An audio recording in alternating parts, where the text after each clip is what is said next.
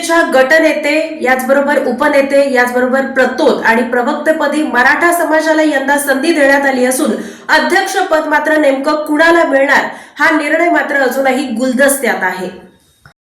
सोलापूर जिल्हा परिषदेत भाजपकडून महत्त्वाच्या पदांवर नियुक्त्या जाहीर करण्यात आल्या आहेत। जिल्हा परिषदेत भाजपच्या गटनेतेपदी करमाळा तालुक्यातील झेडपी सदस्य रश्मी बागल यांची निवड करण्यात आली, तर उपनेतेपदी मंगळवेढा तालुक्यातील प्रदीप खांडेकर यांची निवड करण्यात आली। याशिवाय भाजपचे जिल्हाध्यक्ष आणि नुकतेच निवडून आलेले झेडपी सदस्य चेतन सिंह केदार यांच्यावर प्रतोद पदाची जबाबदारी सोपवण्यात आली आहे, तर नेताजी खंडाळे यांची जिल्हा परिषदेत प्रवक्ते म्हणून नियुक्ती करण्यात आली आहे।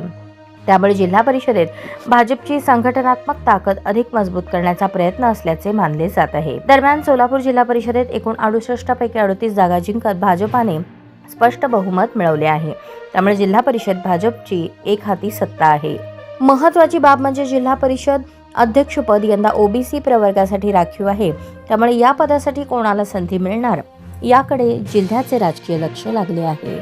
यंदा भाजपने गटनेते, प्रतोद आणि प्रवक्ते या 3 पदांवर मराठा समाजाला संधी दिली, तर उपनेतेपदी धनगर समाजाला संधी दिली आहे।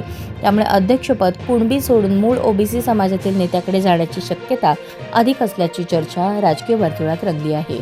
दरम्यान 18 मार्च रोजी जिल्हा परिषद अध्यक्षपदाची निवड प्रक्रिया पार पडणार असून त्या दिवशी अध्यक्षपदासाठी नेमका कोणता चेहरा पुढे येतो हे स्पष्ट होणार आहे। त्यामुळे जिल्हा परिषदेत पुढील काही दिवस राजकीय हालचालींना वेग येण्याची शक्यता आहे।